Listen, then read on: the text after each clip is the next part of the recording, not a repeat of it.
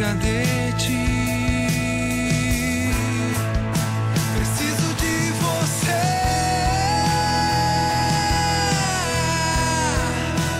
Preciso mais que viver. Eu descobri que sem você não sei viver.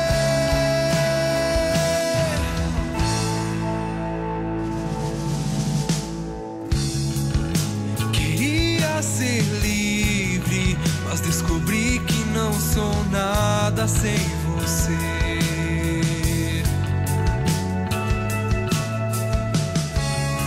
E essa tal liberdade afogou minha dependência de ti.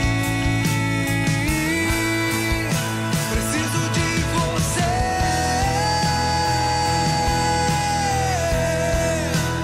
Preciso mais que viver. Eu descobri que sem você não sei viver. Preciso de você.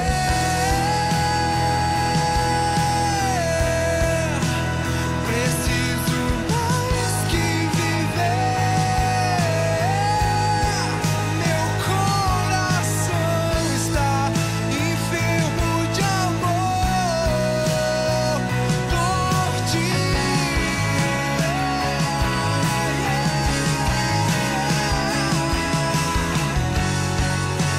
Sei que nada sou sem ti.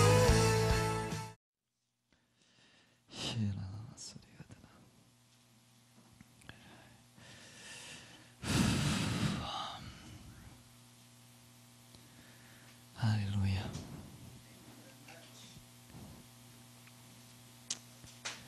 Aleluia.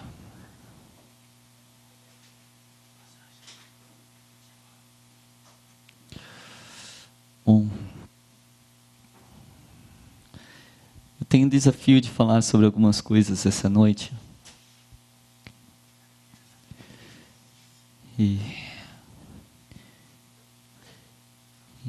E o meu desafio é falar sobre um novo paradigma missionário. Na verdade, toda vez que a gente usa o termo novo, em pleno século XXI, nós temos que entender que novo para nós não há nada de novo debaixo do céu. E na verdade, nem a intenção de Deus. Mas ele fala que Ele é aquele que faz tudo novo de novo. E a verdade que Ele estabeleceu desde os tempos antigos, na verdade é que precisa ser restaurada nos dias de hoje. Então são algumas coisas que vão soar novas para nós, mas não são novas na verdade. O Evangelho é o mesmo, Deus é o mesmo, a sua verdade nunca muda, é inabalável. Mas o nosso desafio é trazer alguns pensamentos sobre algo que pode a princípio soar novo aos nossos ouvidos, e a intenção é justamente que gere uma mudança de paradigma, uma mudança de pensamento, de conceito, uma mudança de mente, uma metanoia, arrependimento, que não tem a ver com choro e emoções, tem a ver com uma mudança de mentalidade que te conduz a uma mudança de atitude condizente a essa nova mentalidade.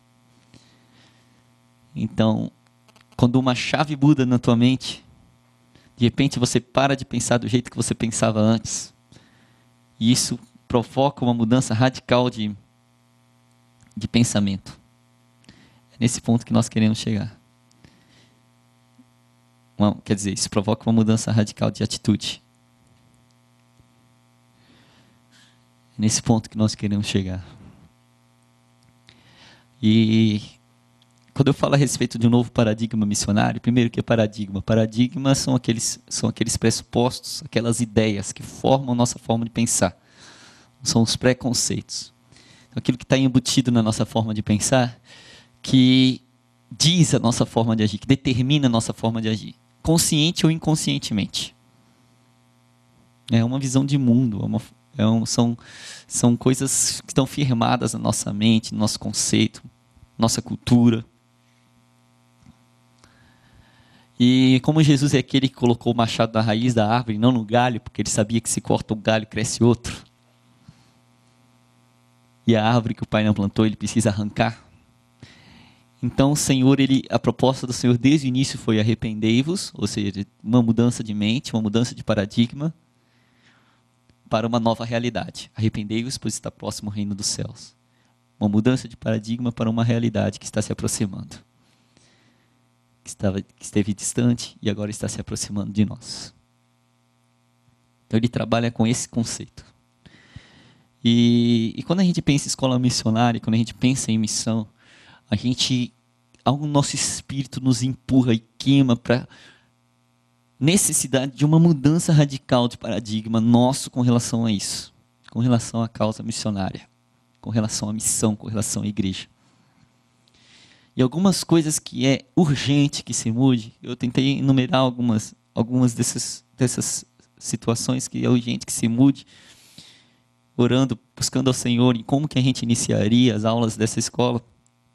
O Senhor colocou essa palavra no meu coração.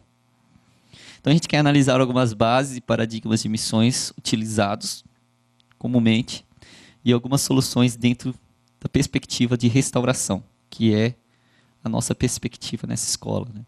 Que o Senhor, que a igreja, nesses séculos, nesses anos e nesses dias, está passando por um processo de restauração. Está lento, mas a gente chega lá. E eu penso assim, eu enumerei 3 pontos que definem a nossa ação missionária, né? Que vai determinar a nossa ação missionária. O nosso posicionamento escatológico é o primeiro. A nossa visão de igreja é o segundo. E a influência da cosmovisão, ou paradigmas culturais. Cosmovisão, visão de mundo, são esses paradigmas, esses conceitos que nós herdamos pela cultura, pela forma de pensar, pela cultura ou pela filosofia da sociedade que nos cerca. Está complicado, mas vai melhorar depois, eu acho. Esses 3 conceitos, esses 3 pontos definem a nossa ação missionária. Primeiro, o nosso posicionamento escatológico. Segundo, a nossa visão de igreja. E terceiro, a influência da cosmovisão, da cultura e da filosofia na sociedade que nos cerca. Vou falar um pouquinho sobre cada um deles. Primeiro, o nosso posicionamento escatológico. Sim. Eu, como muitos crentes dessa geração, por muito tempo fui aquele tipo de crente que fugia do livro de Apocalipse. Na verdade, nós fomos treinados para isso. Nós fomos treinados para correr do livro de Apocalipse, né? Por décadas, né, aqui no Brasil se falava que o livro de Apocalipse era livro para você ficar louco, ou era livro para você ficar conjecturando coisas que impossíveis de serem compreendidas, porque o livro é um livro complicado, é um livro difícil de se entender. A ironia está que o nome do livro, acho que por causa que o nome foi mal traduzido no português, que já gerou um sofisma, né, uma ideia errada. Apocalipse. O que isso vem a ser? Na verdade, o problema das palavras que são mal traduzidas é que elas aderem um outro significado, né? A gente fala muito sobre isso no Ministério de Jovens, que a gente tenta simplificar o vocabulário bíblico. Em palavras como batismo. O que isso vem a ser? Hoje o batismo é dar nome às coisas. Eu batizei meu caderno o caderninho de Jesus. Batismo nunca foi dar nome a nada. Ou estrear, né? Ou pisar no seu sapato, batizei. Batismo não é estrear e nem dar nome às coisas. De onde veio esse conceito? Do romanismo. Que eles batizavam a criança, então era meio que uma estreia e um momento que se dava nome à criança. Então uma palavra que não é bem traduzida para o nosso idioma, não tem significado nenhum, o diabo dá um significado para ela. Se encarrega de dar um significado novo. Né? E assim vai, tem muitas palavras que são assim, que o nosso idioma, infelizmente, ele aderiu a alguns vocábulos gregos, latinos, que para a gente não faz sentido nenhum. Né? Seria melhor se fosse traduzido. pé da letra, né? Fosse uma coisa assim, estilo nome de índio de filme americano, né? O Águia Negra. Não, nossos nomes não fazem significado nenhum no nosso idioma, né? Que eles são importados de outros países, e aí, com exceção de alguns que vieram de Portugal e Espanha, o resto tudo não faz sentido nenhum. A gente tem esses problemas, essas dificuldades na língua portuguesa. E uma delas é Apocalipse. E a ironia de Apocalipse ser chamado de um livro complicado é que Apocalipse significa revelação. Como um livro que se chama Revelação de Jesus Cristo pode ser um livro complicado de se entender? Se revelação significa tirar o véu, ou tirar aquilo que te impede de ver com clareza. Ou seja, o livro que foi denominado para você ver com clareza é o livro que as pessoas colocam na cabeça, que a teologia coloca na nossa cabeça, que é um livro complicado de se entender. E eu fui treinado nessa perspectiva também. É um livro difícil de entender, é um livro que fala sobre fim dos tempos. Apocalipse mesmo é uma palavra que passou a significar caos. Ah, um evento apocalíptico aconteceu no Rio de Janeiro, ou seja, caos. Desde quando Apocalipse seria um evento revelador, né? Traduzido seria um evento revelador, mas na verdade é um evento caótico. Apocalipse nunca significou caos, nem fim do mundo. Apocalipse significa revelação.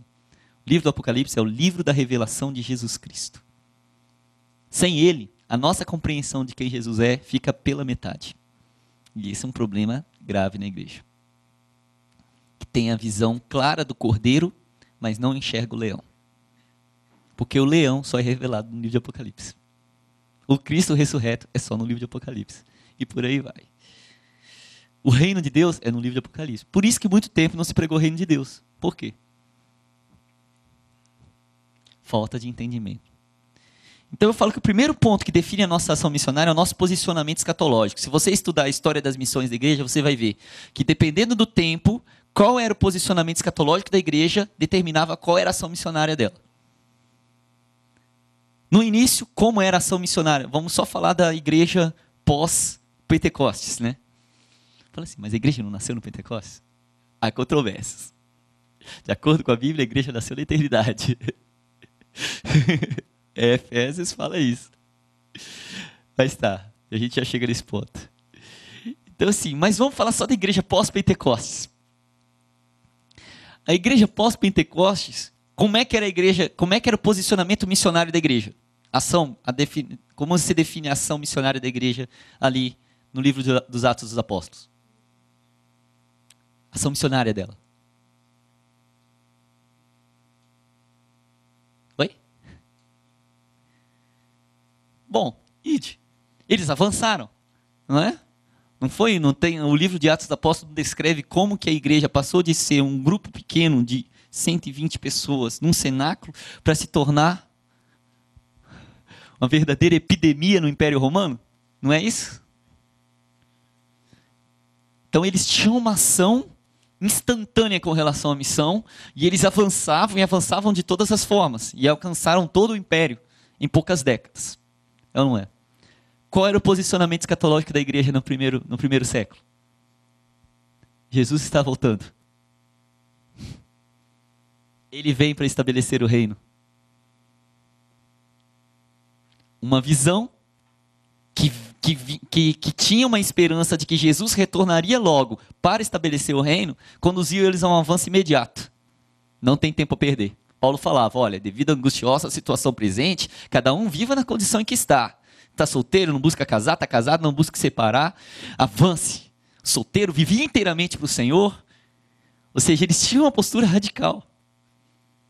Como é que a igreja trabalhava em Jerusalém? Os que tinham propriedades, eles pararam de ver sentido em ficar juntando e comprando terra. Pelo contrário, eles vendiam as terras que tinham. Eles ficavam com aquilo que servia para a sua necessidade e o que sobrava eles distribuíam para as pessoas. Por quê? Afinal de contas, Jesus estava voltando. E tem gente que tem a capacidade de usar isso para defender uma postura de avareza na igreja de hoje. Não, mas a igreja do primeiro século agiva assim porque eles achavam que Jesus estava voltando. E você não acha? O que você está dizendo, crente? Que você não crê mais? Já está se condenando pela afirmação. Falei assim, em outras palavras, você não age igual a eles porque você não crê no que eles criam. É isso que você está dizendo? Tá certo, então. Faça a sua escolha. Eles tinham a posição de já, a missão é agora. Se você for vendo ao longo da história, você vai ver que a postura da igreja mudou. E eu, estudando, eu fui descobrindo que antes de mudar a postura missionária, mudava o pensamento escatológico. Chegou um momento que a igreja começou a achar que Jesus não ia voltar. E se ia demorar bastante. Depois da minha vida, do meu neto, do meu bisneto. Ou seja, que sentido que faz eu viver como se Jesus fosse voltar? Que sentido que faz eu viver por um reino que eu não vou nem estar aqui para poder ver o negócio acontecer? Vai ser lá para a minha 10ª geração. Então não vamos trabalhar pelo reino, vamos trabalhar pelo meu reino, pela minha vida. Então formou-se toda uma teologia do vamos viver aqui na terra porque o céu não vem. E aí criou-se a ideia que na igreja primitiva não existia, do vou morar no céu. A famosa teologia do ainda bem que eu vou morar no céu. O mundo vai se lascar, mas ainda bem que eu vou morar no céu. Como é que é? Eu falo que eu vou chocar essa geração falando que eu não quero ir para o céu. Falei assim, meu Deus, que heresia que eu ouvi lá no Mevan. O pastor falou que não quer ir para o céu. Falei assim, não, eu quero que o céu venha. Paulo falava isso, eu não espero ser despido, eu espero ser revestido. Qual é o entendimento que ele tinha? Que despido significa morrer e morar no céu. Revestido significa estar vivo quando ele voltar. Porque os que estiverem vivos vão ser transformados e vão ver o reino chegar na terra. Fala assim, a nossa esperança não é morrer e ir com Cristo. Isso é certeza. Se nós estamos nele, é isso que vai acontecer. A nossa esperança é a ressurreição dos mortos. Não se prega isso mais. Porque desde os tempos de Paulo, a doutrina maligna de Himeneu e Fileto começou a se impregnar na igreja, que é que a ressurreição já aconteceu. Ou seja, você já tem uma nova vida. Vida em abundância. Viva aqui. Desfrute aqui. Mas como é que é? Não, a nossa esperança está no futuro. Hoje nós estamos em missão. Se você não está em missão, vai viver sua vida. Né? É tudo como eu falei de manhã, é uma questão de pensamento, se nós estamos em tempos de guerra ou em tempos de paz. Se estamos em tempos de paz, vamos viver a nossa vida. Mas num determinado rei fez a escolha errada. No tempo em que os reis saíram à guerra, ele ficou em casa. E vocês conhecem essa história, né? Davi. A Record fez questão de botar esse pecado dele para todo mundo assistir 2 vezes. Com direito ao episódio inteiro, né? E um monte de besterol. Coitado Davi, né? Esse aí Deus expôs de vez. Ouve segundo o coração dele. É isso que você quer ser? Prepara. Glória a Deus. Então, primeiro ponto, nosso posicionamento escatológico. Precisamos ter um entendimento correto a respeito dos fins dos tempos. A respeito de qual é a nossa esperança, do que vai vir pela frente. Se a gente não entender isso, a nossa missão vai corresponder à nossa atitude. Segundo, a nossa visão da igreja. Nossa visão da igreja. O que é a igreja? Ela define a nossa ação missionária. E se eu ficar aqui, eu não avanço. Mas só para eu poder definir algo mais ou menos com clareza, fala assim, gente, a igreja nunca foi e nunca será uma instituição. Ela nunca foi e nunca será um prédio. Ela nunca foi e nunca será uma religião. Não foi isso que Deus fez. Ela nunca foi e nunca será uma filosofia de vida. Igreja é Cristo na terra. É o corpo de Cristo. É o prosseguimento do seu ministério. Se você ler o livro de Atos, capítulo 1, você vai ver escrito lá. No primeiro tratado, ó Teófilo, eu te escrevi a respeito das coisas que Cristo começou a fazer na terra. Mas peraí. O primeiro tratado é o Evangelho segundo Lucas, onde ele contou toda a vida de Jesus na terra. Por que ele define que ele escreveu a respeito do que Jesus começou a fazer na terra? Porque a igreja primitiva tinha uma consciência clara do que era a igreja. Ela sabia, é Cristo. Para eles era mais simples entender isso, porque eles conviveram com Cristo. Em carne e osso. Então ele sabia que agora, quando eles conheciam Cristo em carne e osso, eles sabiam que era Cristo em espírito. eles conseguiram entender. Cristo ainda está entre nós. É Ele que está fazendo. Quando Jesus passou na porta formosa... Pedro passou na forma... não deixa de ser. Pedro passou na porta formosa e aquele homem pediu uma esmola para ele. Ele falou assim, olha para nós. Eu não tenho prata nem ouro. Imagina o jeito que ele estava vestido para dizer isso, né? Olha para nós. Senão ia ser uma contradição, né? Mas isso é outra história. Olha para nós. Aqui, cara, nós somos... Olha o nosso jeito de vestir. Olha pra minha cara. Você acha que eu tenho dinheiro para te dar? Não tenho. Mas uma coisa eu tenho. Em nome de Jesus. Beleza, ele entra no templo, todo mundo começa a olhar para ele. Falando assim, uau. Falando assim, gente, não olha para nós. Como se nós, pelo nosso próprio poder ou piedade, tivéssemos feito isso. É igualzinho hoje, né? É igualzinho a gente vê na televisão hoje. O cara cura uma gripe, então outro dia está no Twitter dele. Ontem estava orando por um irmão e ele foi curado da gripe. Glória a Deus. Se é glória a Deus, para que você divulgou? No teu Twitter. Deixa ver se Deus escreve do Twitter dele. Vai esperando. Gente, nós já passamos dessa fase, né? De ser bobinho. A gente sabe quando uma pessoa está buscando glória para ela. Então, Pedro tinha uma postura completamente diferente. Ele falou assim, sabe por que eles tinham isso? Porque ele sabia que realmente não era ele. Não era modéstia gospel. Não, gente, não sou eu.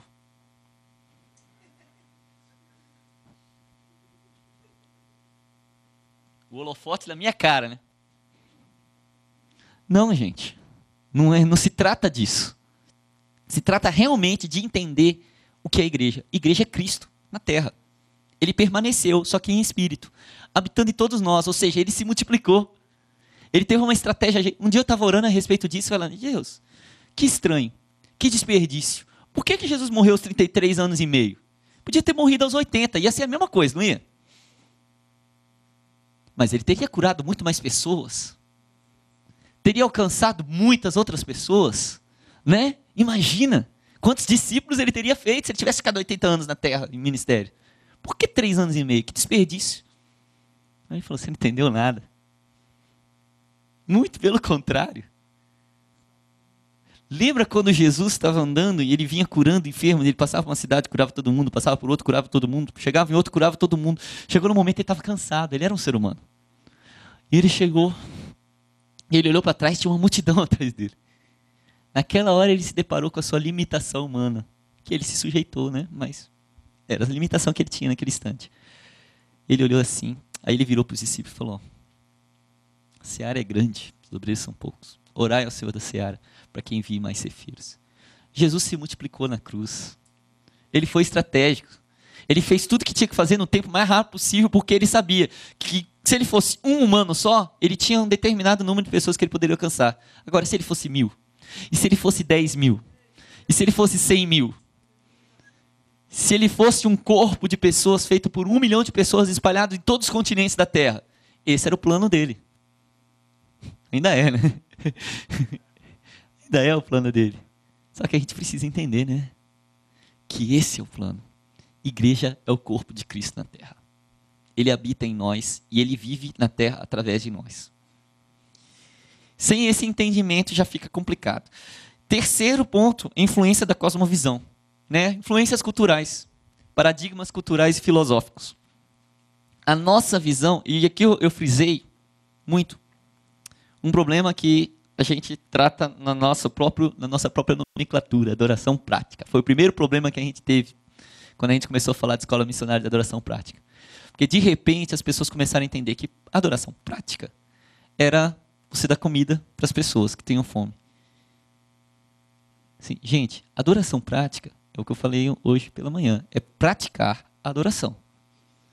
É toda a prática de uma vida. Então, assim, tem gente que acha que oração, adoração, jejum, trabalhar o seu homem interior, toda disciplina espiritual não é prática. Aí nós temos um problema da cosmovisão. Nós vivemos no mundo ocidental. A nossa forma de pensar foi formada pela civilização grega. E qual que era o problema básico, para poder ser bem curto curto modo, porque eu não vou ficar em cima disso, do pensamento grego. Ele fazia uma separação. Ele separava em duas realidades o universo. Uma realidade superior e abstrata e uma realidade inferior e concreta. E nessa separação ele fez a famosa separação teoria e prática, que Deus nunca fez. Porque Deus, no princípio, era o verbo que se fez carne. Era o verbo por meio de quem todas as coisas foram criadas. Ou seja, verbo, palavra. Palavra, teoria, prática. O poder de Deus estava em ser as duas coisas, em uma coisa só. Na verdade, Jesus é uma teoria que pratica e uma prática teórica. Entendeu? Não tem separação. Tudo que você faz é a respeito de uma prática que vem de uma sabedoria e produz sabedoria. E os gregos separaram isso, eles colocaram os caras que a teoria e a prática.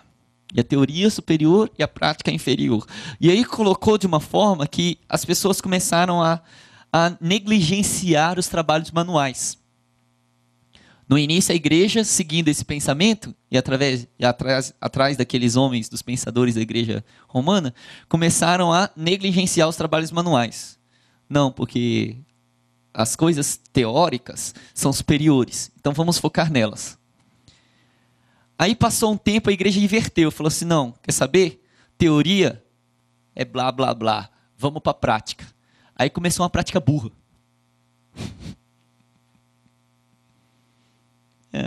Porque a gente acha que, não, é fazer. Não importa, você não precisa saber o que está fazendo, nem por que está fazendo. Você precisa fazer. Onde você tirou essa base? Não. Em Cristo as duas coisas se relacionam. Você sabe o que faz e faz o que sabe. E sabe porque faz. Sabe para fazer e sabe porque faz. Você extrai informação da sua prática e pratica aquilo que sabe. Por isso que a Bíblia chama o palavrório, aquele negócio que fica só no blá blá blá, de palavrório inútil e profano. Por quê? Porque profana a atitude, profana a palavra, profana o que está escrito, profana a lei. Porque toda lei que não é praticada é profanada. Toda teoria que não é posta em prática é profanada. E é o que acontece. As pessoas começam, de repente, elas começam a lutar contra o ensinamento, contra o saber, em nome de uma prática burra.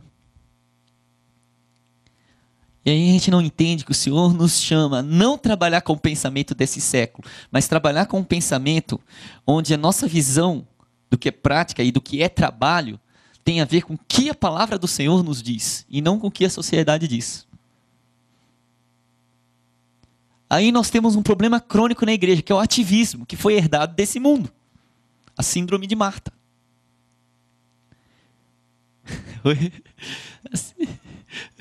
Coitada, sempre a Marta, né? Tadinha. Essa aí apareceu na Bíblia só para sofrer, né? Por quê? Uma menina tão amiga de Jesus, Jesus gostava tanto dela, mas tadinha. Hoje ela virou o ícone de uma geração. O que é?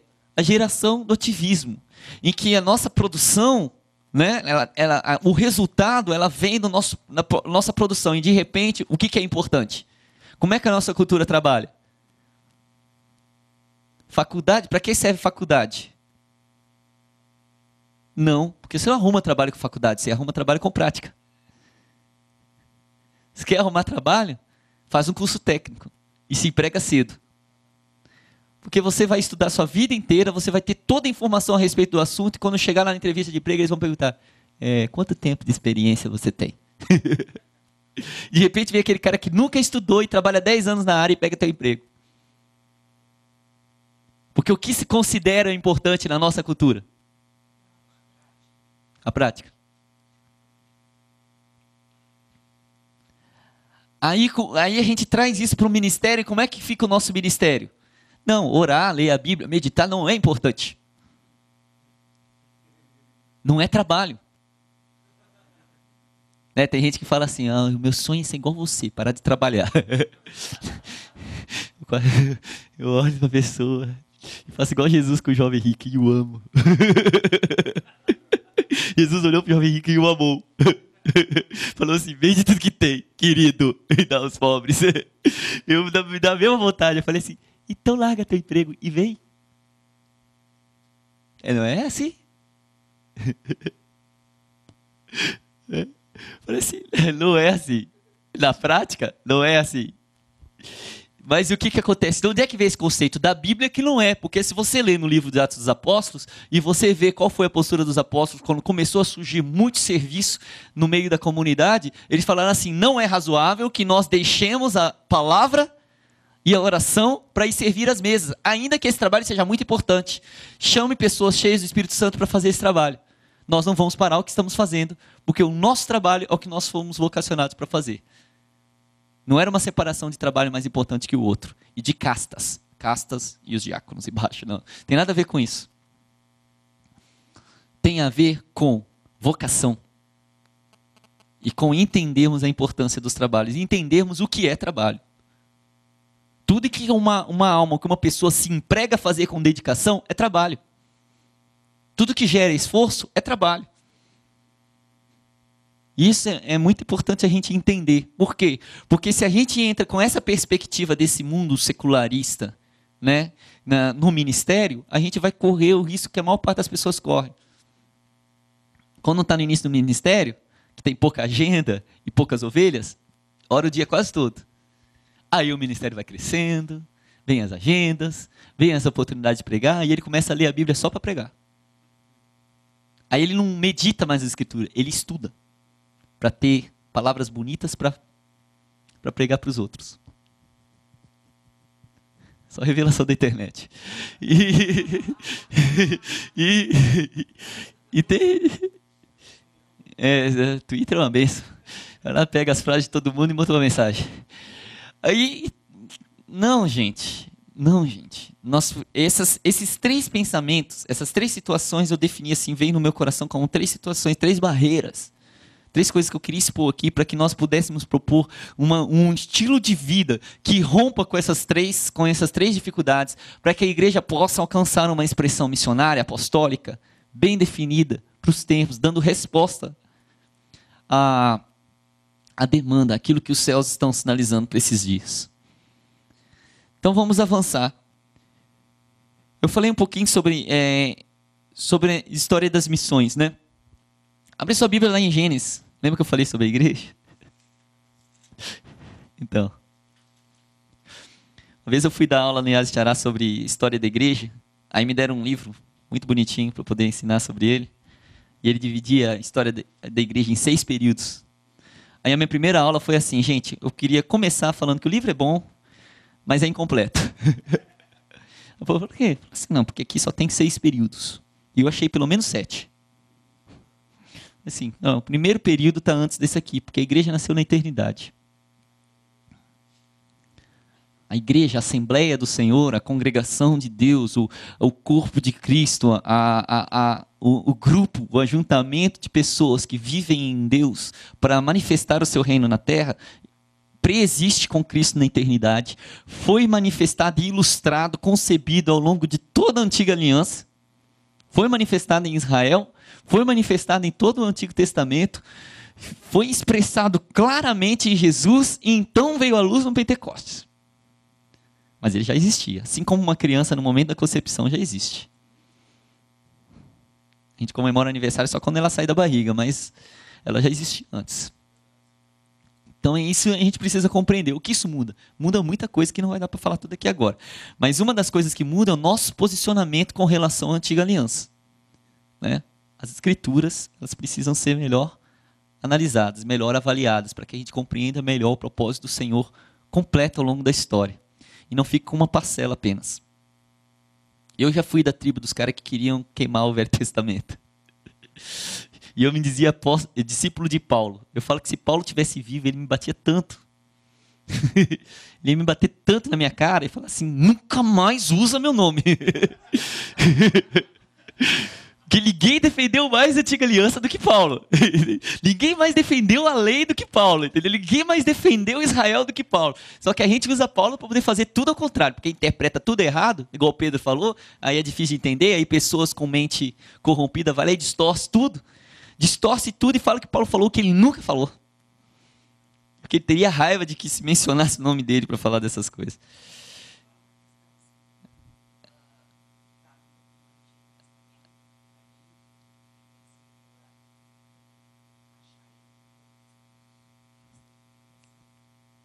Sim, todas as escrituras você nunca vai pegar um texto isolado dela.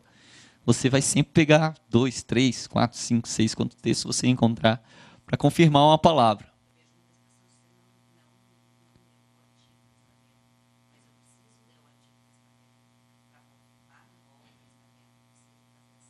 O antigo dá a base para o novo.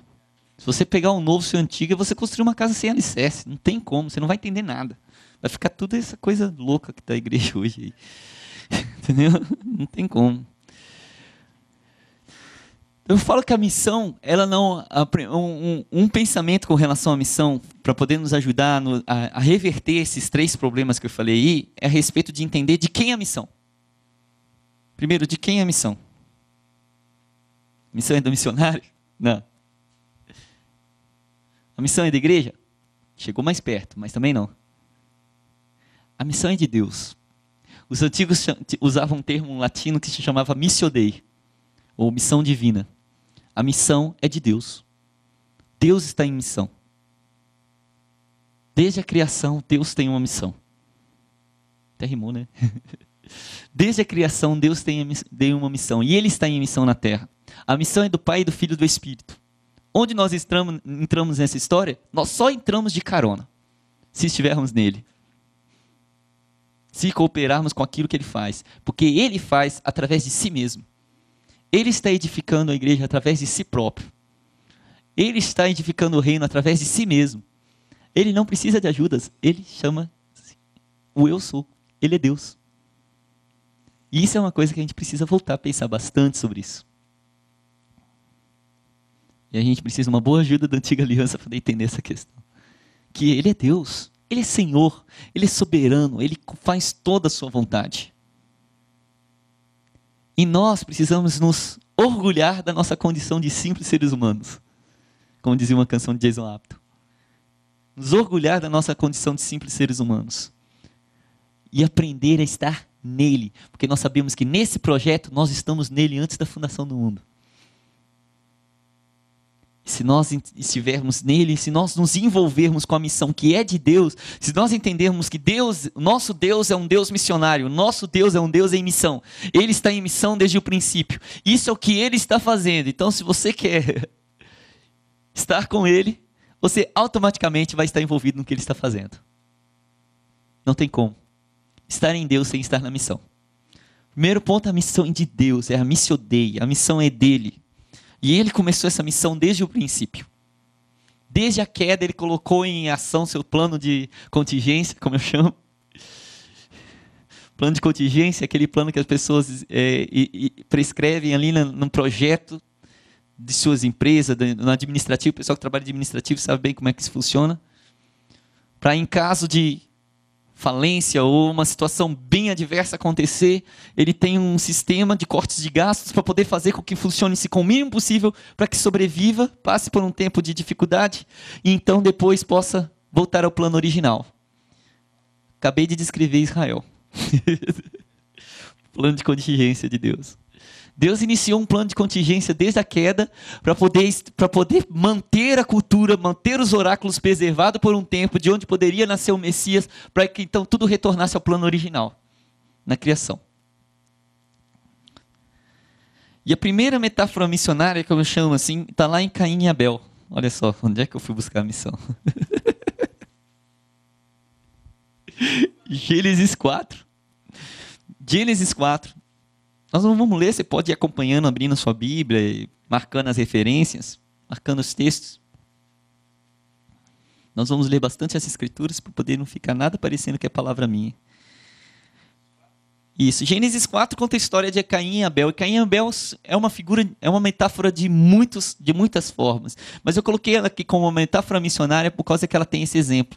A palavra de Deus diz que, se você ver lá no livro de Hebreus, ele vai declarar que Abel era um profeta. Sabia que a Bíblia chama Abel de profeta? Só que a parte interessante é que Abel não tem nenhuma palavra de Abel na Bíblia. Não fala que ele pregava, mas diz que Abel era profeta.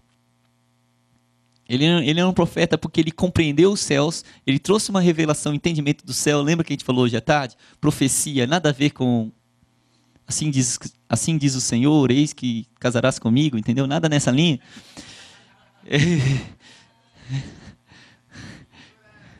Entendeu? Tem mais a ver com compreender a vontade do Senhor e manifestá-la na terra. E foi isso que Abel fez quando ele estabeleceu o sacrifício. O modelo de sacrifício de Abel foi utilizado pelo Senhor na lei. Foi ensinado por Deus a Moisés na lei. Foi empregado por Abraão, pai da fé. E começou lá com Abel, porque ele compreendeu uma realidade espiritual e a trouxe para a terra.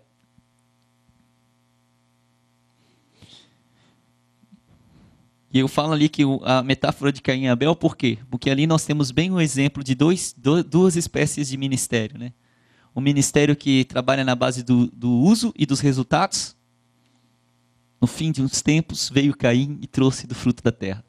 Tem um monte de gente que tenta denegrir a oferta de Caim só porque Deus não gostou dela. Mas não há nada nas Escrituras que prove que a oferta de Caim era ruim. Pelo contrário, diz que ele trouxe do fruto da terra. Ele era lavrador, ele trouxe do que ele tinha de melhor para Deus. Aí fala, mas ele trouxe no fim dos tempos. Não tem como você trazer do fruto da terra antes de colher. Então, tem que ser nos fins dos tempos. No final do tempo, quando ele colheu, ele trouxe do fruto da terra. Só que a Bíblia fala que Deus não se agradou. Por quê? Porque o relacionamento de Caim era errado. O pensamento com relação à missão era equivocado. No Éden, Deus tinha profetizado, na queda, Deus tinha profetizado que o filho da mulher esmagaria a serpente e traria todas as coisas de volta ao plano original. Caim foi o filho mais velho. O nome dele era uma afirmação da esperança de Eva de que ele seria o tal filho prometido. E o relacionamento que ele estabeleceu com Deus e com a terra foi um estabelecimento de uso, utilitarista. Ele simplesmente tocou sua vida para frente. Ele não procurou compreender o que os céus queriam, ele não procurou estabelecer um relacionamento correto com os céus, ele simplesmente viveu uma vida ativista e tentou agradar e surpreender a Deus com o fruto da terra, com o fruto do seu trabalho. Como se o homem tivesse algum mérito diante do Senhor. Entende? A oferta de Caim e a sua atitude que fez com que Deus rejeitasse a oferta e ele, era um relacionamento de resultados.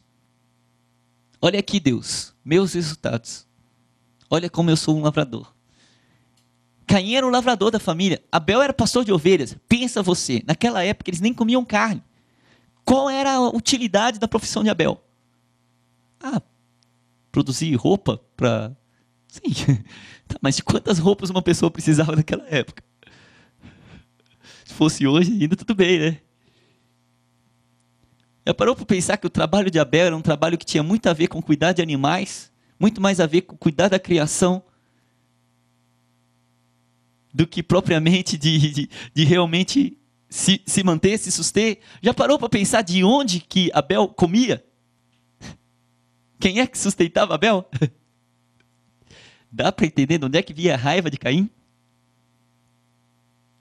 No final das contas, Deus ainda rejeita a oferta dele, falando assim, esse malandro, vagabundo, fica o dia inteiro cuidando de ovelha, de papoar. Ele tinha que ter tempo para poder ouvir os céus, né? Senão, de onde é que ele ia ouvir os céus? De onde é que ele ia perceber aquela revelação? Se ele tivesse um trabalho que esgotasse todas as forças dele, que ele chegasse em casa morto, cansado, e fosse dormir, trabalhar no dia seguinte. Quer um outro exemplo? Davi. Qual era a profissão de Davi? Preciso falar mais alguma coisa?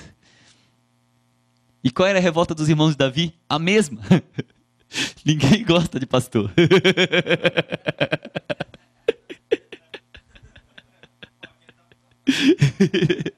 Entendeu? Entendeu? O folgado que não trabalha, que vive às custas do meu trabalho. Você já viu isso em algum lugar? Dos dizimistas que acham que paga o trabalho do pastor, o salário do pastor?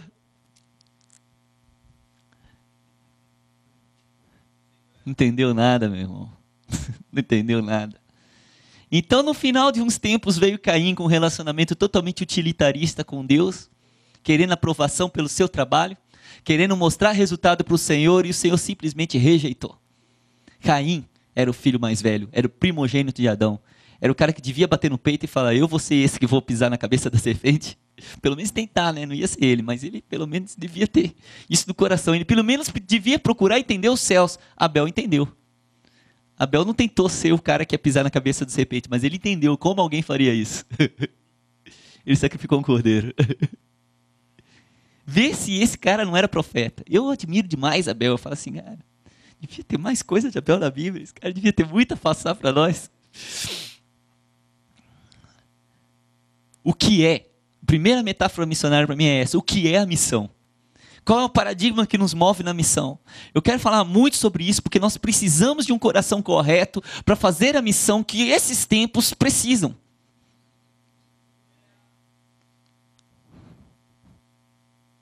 Uma missão profética, uma missão realmente que caminha alinhado com a cabeça, que ouve os céus e que manifesta os céus na terra, não de uma forma utilitarista, não querendo mostrar resultados. Isso aí já chega, nós temos décadas de missão desse tipo. Em que tratava pessoas como números e fazia ajuntamentos dizendo quantos milhões de pessoas ele converteu. E daí? E quem acompanhou essas pessoas? E como que as coisas conseguiram? E qual é o fruto? Qual é a transformação que isso gerou na sociedade onde essas pessoas estão vivendo? Será que tem alguém preocupado com as pessoas ou estamos só preocupados com os resultados? Não é esse o modelo que esse mundo necessita hoje, não é isso que os céus estão esperando de nós. Os céus esperam uma adoração atenta. Pessoas atentas a Deus, para se moverem de acordo com a cabeça. Profetas como Abel, e não trabalhadores como Caim. Lavradores como Caim, né? Não vou colocar trabalhadores, senão eu dualizo. Eu viro grego. Falei, não, o trabalho de Abel era diferente. Era profético. Então, se você seguir as escrituras, você vai ver que essa missão ainda continuou. Caim não compreendeu. Mas você vai ver na descendência de Adão, ali no capítulo 5, ele é maravilhoso. E às vezes, para a gente, é só uma genealogia, um monte de nome esquisito. E a gente perde os detalhes da Bíblia. A riqueza dos detalhes da Bíblia. A Bíblia fala ali de um homem chamado Enos, que para mim é um cara que... Eu não canso mais de pregar sobre Enos. Ele foi o primeiro homem a fazer uma invocação pública do nome do Senhor. A primeira pessoa a convocar a assembleia. A primeira pessoa a ter uma compreensão de corpo. O primeiro pai geracional. O primeiro que falou assim, vamos abraçar, vamos nos juntar, vamos manifestar o reino do Senhor. Num tempo em que as pessoas iam de corrupção em corrupção, a terra estava inteira virgem para as pessoas. Pensa, a pessoa tinha a prosperidade que quisesse. Você vê como é que estava em Gênesis 6. Casava-se, dava-se casamento, vivia do jeito que se queria, tinha terra para todo mundo. Todo mundo podia ser rico. Tinha uma geração, um grupo de pessoas que manteve os olhos fixos no céu. E falou assim, não, a terra não é o nosso parque de diversões. A terra é o nosso campo de batalha. A nossa recompensa está por vir. Isso precisa estar firme dentro de nós. Senão nós não somos nada diferentes desse mundo. E como diz Paulo, somos os mais miseráveis de todos os homens. Se a nossa esperança está resumida a essa vida. Essa consciência missionária impulsionou um homem chamado Enos a se tornar um pai geracional, a convocar as pessoas para adorarem o nome do Senhor. Eclésia, carral, ajuntamento, uma base, uma assembleia voltada com um propósito. Manifestar o reino. Você vê que da descendência desse homem chamado Enos, que era o filho de Sete, você vai vendo que a Bíblia vai falando a respeito de uma descendência que seguiu o Senhor. Quando chegou o último, se você fizer as contas, quando o último morreu, só sobrou Noé, é quando Deus fala assim que acabou. Aí ele acha Noé. Porque acabou toda uma geração de pessoas que olhavam para o céu e só sobrou um homem. Noé. Esse Noé é outro. Mas antes de Noé teve um fantástico, que a Bíblia chama de pregador. O nome dele era Enoque. Aquele que andou com Deus e já não era. Já pensou um negócio desse? O cara ali experimentou a morte. Deus puxou para ele. Eu brinco que assim, Deus do céu olhou e viu uma peça no lugar errado. Peraí. Aquele ali não era para estar na terra. Traz para cá. Ele não vivia nesse mundo. Tinha algo nele que tinha uma ligação tão perfeita com os céus. E a palavra de Deus fala que ele era um pregador da justiça. Missão. A missão estava acontecendo. Havia pessoas envolvidas com a missão de Deus na terra, mesmo naqueles tempos antigos. Pessoas que estavam ligadas no céu para saber o que Deus está fazendo. Jesus deixou isso claro. A missão é essa. O meu Pai está trabalhando, eu trabalho com Ele. Eu me movo da forma como Ele se move. Os céus e terra foram feitos para se mover de forma sincronizada. Se você vê a visão de Ezequiel, fala sobre isso. As rodas se movendo e os 4 seres viventes sobem, descem. Era tudo sincronizado. Ou seja, céus e terra se movendo de forma sincronizada. Nós nos movemos daqui da forma como é no céu. Jesus ensinou a gente a orar assim. Venha o teu reino e seja feita a tua vontade aqui na terra como é no céu. Ele falou, eu dou a vocês as chaves do reino. São chaves sincronizadas. Vocês ligam aqui, estão ligados lá. Então assim, são coisas que vão acontecer simultaneamente no céu e na terra. Nós fomos feitos para viver assim. Nos envolver com a missão de Deus. E Enoque se envolveu. Então você avança e vê Noé, que a Bíblia deixa claro que foi um pregador da justiça. E não precisa dizer muito a respeito dele. Essa linhagem justa de Sete. Quando passa Noé, você avança, você chega em Gênesis.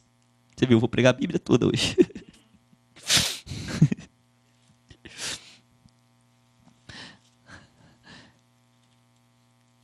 Você avança para Gênesis capítulo 11 e você vê a formação daquilo que se tornaria a oposição terrena ao reino, o falso. Depois do verdadeiro, nós falamos como o verdadeiro nasceu. O verdadeiro nasceu de um profeta chamado Abel, que deixou um legado para que um homem chamado Enos, sobrinho dele, pudesse compreender os céus e passar uma geração para que pudesse vir homens como Enoque e como Noé. Mas eu falo que Babel também nasceu no coração de um homem chamado Caim, que foi o primeiro a estabelecer um relacionamento de interesses com Deus. Um relacionamento humano. Mas você vê, em Gênesis capítulo 11, você vê essa manifestação. Nimrod e aquele turma toda lá em Babel. E você vê essa manifestação da Babilônia. Né? Que era um falso movimento de céus e terra. Sempre achei meio absurdo aquele negócio. Eles queriam construir uma torre para tocar o céu e Deus se deu ao trabalho de derrubar. Para quê? A gravidade ia fazer isso aí. Né? Para que Deus espalhar eles? É porque a gente compreende equivocado. Né? O que eles disseram é que eles queriam uma torre que manifestasse, que chegasse até o céu. Eles estavam falando de um portal para uma outra dimensão. Eles construíram uma pirâmide. E a pirâmide, desde as civilizações antigas, é considerado um portal para uma outra dimensão. O topo da pirâmide, você já viu como é que é? Aquele símbolozinho que tem na nota do dólar, com aquele olho, é um portal para uma outra dimensão. O que é a igreja? É uma escada que liga céus e terra. Céus e terra andando sincronizado. Eles estavam falando de um caminho alternativo. Era muito mais do que uma torre que ia ter 500 mil metros de altura. Era uma pirâmide. Era um modelo de falsa religião. Era um modelo substitutivo. Era um modelo em que o nome das pessoas iriam ser feito grande. Que vinha da terra para o céu e não do céu para a terra. É a falsa, é a prostituta, a que embebeda as nações com seu vinho, que domina sobre os povos, que acompanhou toda a história de Israel, tem acompanhado a história da igreja e vai cair no final. Essa é a melhor parte da história. Apocalipse 19. Glória a Deus. Só que da Babilônia, você vê quando eles se espalham pela terra, você vê aquilo que é o nascimento do paganismo. Paganismo, eu procurei o significado da palavra paganismo. Paganismo são religiões criadas pelas crendices populares. É um vilarejismo. Quando eles se espalharam dali, eles perderam a referência da tradição oral que vinha ensinando a respeito do Senhor. Que Adão, de certo, passou para os seus filhos, e ali foi passando. Enos foi passando adiante. Noé foi passando aos seus filhos. Eles perderam aquela noção.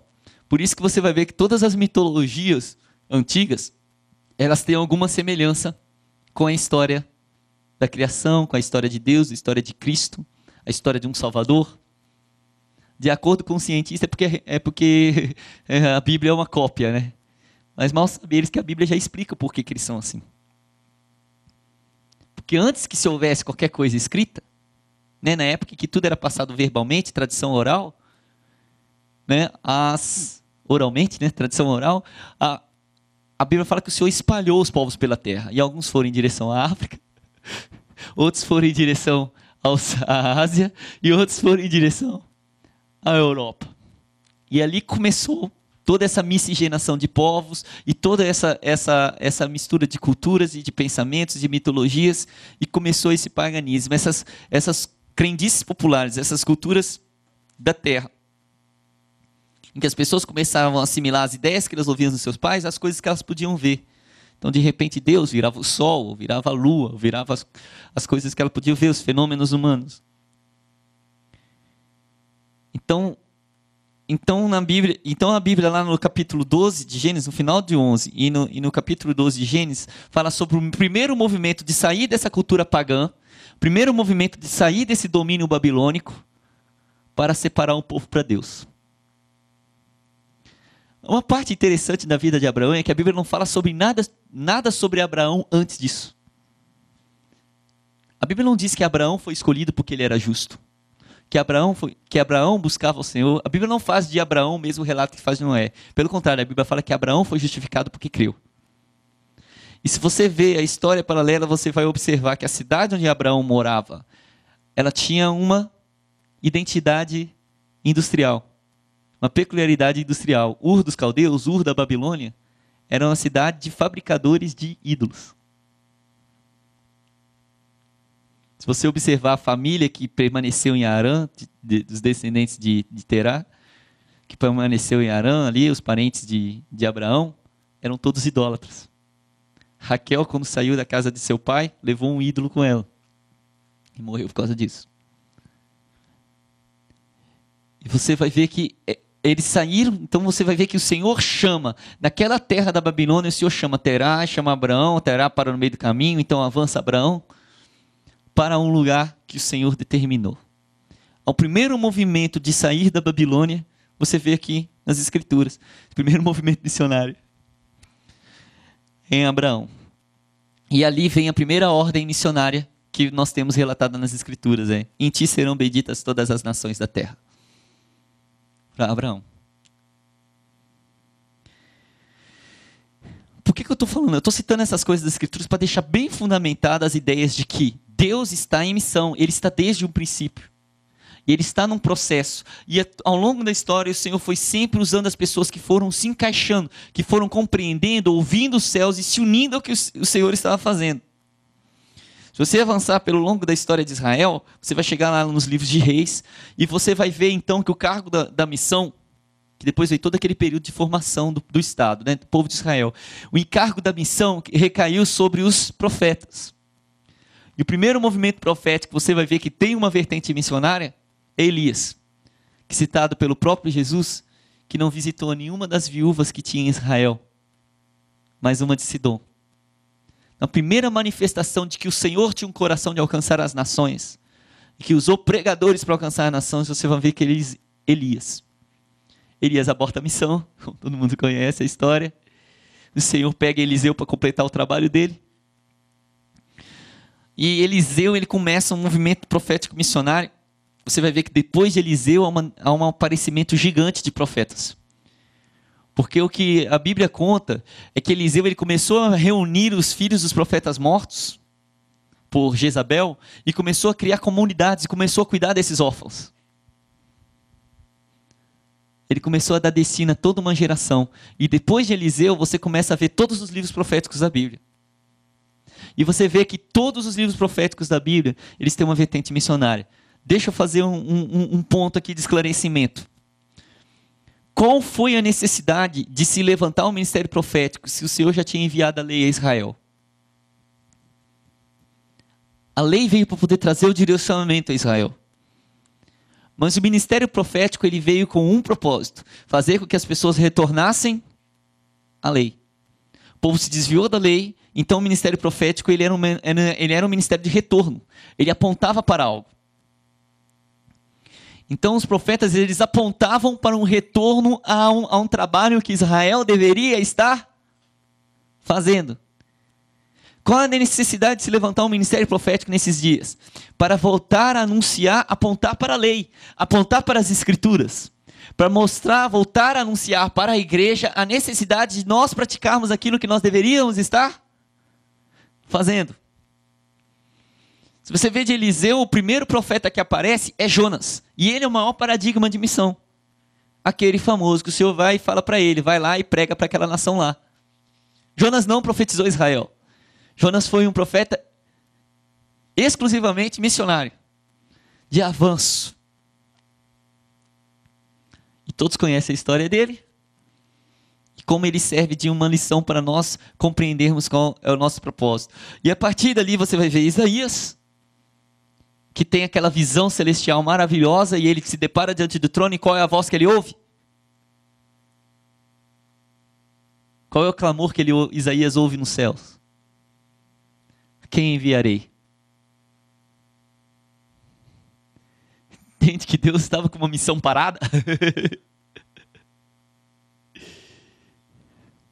A quem enviarei? Quem há de ir por nós?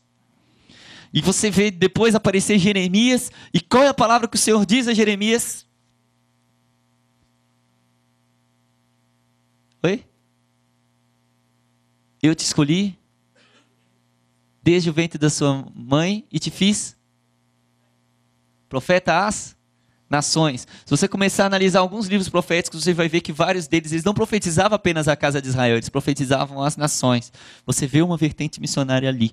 O Senhor sempre esteve envolvido com a missão. O Senhor sempre esteve em busca de todas as nações. Nunca foi propósito do Senhor ter uma nação só. O Senhor, Ele é o Deus de todos os povos, de todas as culturas da terra. Ele mesmo falava, Ele falou para Israel, se vocês ouvirem a minha voz, vocês vão ser o meu povo peculiar, ainda que toda a terra seja minha.